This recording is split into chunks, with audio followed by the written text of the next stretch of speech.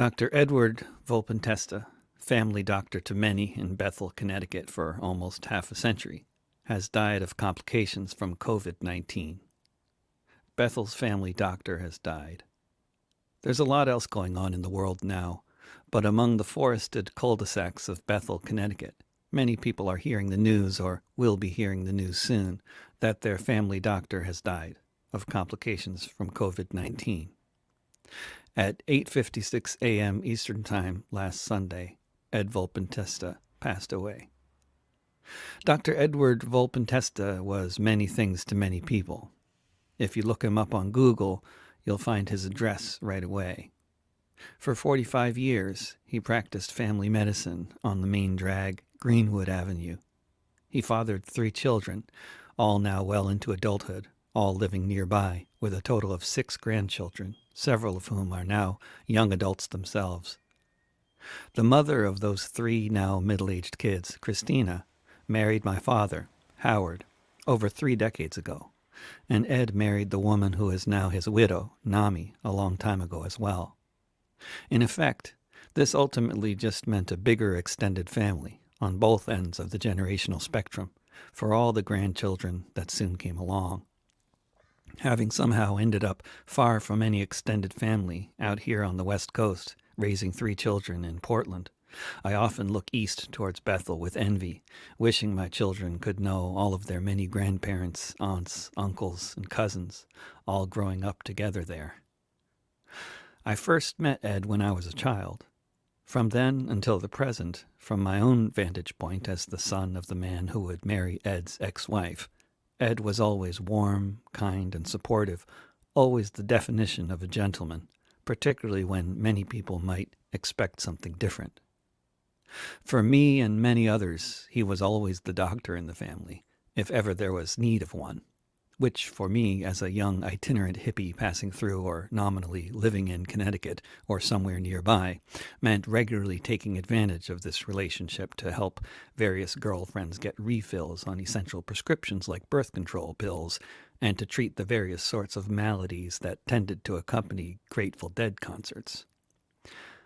I'm going on memory here, but I'm pretty sure Ed was the first in his family line of poor Italian immigrants to become a doctor. At the time he wanted to study medicine, there was the opportunity to go to medical school in Mexico, more or less for free, in exchange for serving the public in Mexico after you graduate. Unfortunately, the system for using the doctors who graduated to serve the public was such a bureaucratic mess that they had Ed sitting around most of the time instead of taking care of people, which drove him bonkers, but that's where he studied medicine anyway, and where he and Christina began raising children together. Ed started practicing medicine in Bethel in the 1970s and stopped in 2020. When he stopped practicing medicine in February 2020, he wrote in the local newspaper how he was just fed up with all the electronic record keeping that was becoming more and more of a burden in the profession. He participated actively in online forums on this and other subjects related to being a good doctor. Snooping around on the web, I just learned he had a local cable show, answering questions people wanted to ask a doctor about. No doubt there's a whole lot more I didn't know about Ed. I didn't know him well, which is probably why I can write about him like this, so soon after his death. Ed was very active until he got sick a couple of weeks ago. We had, in fact, just become Facebook friends for the first time, only weeks before he went into the hospital. In retirement, he seemed to be getting a bit more active on social media, which, of course, is where we go to look at pictures of children and grandchildren these days. Although retired, he was very much the family doctor to the end. My father had a minor stroke last summer. Ed was the one who told him that the symptoms he was having sounded like a stroke and that he should go to the hospital.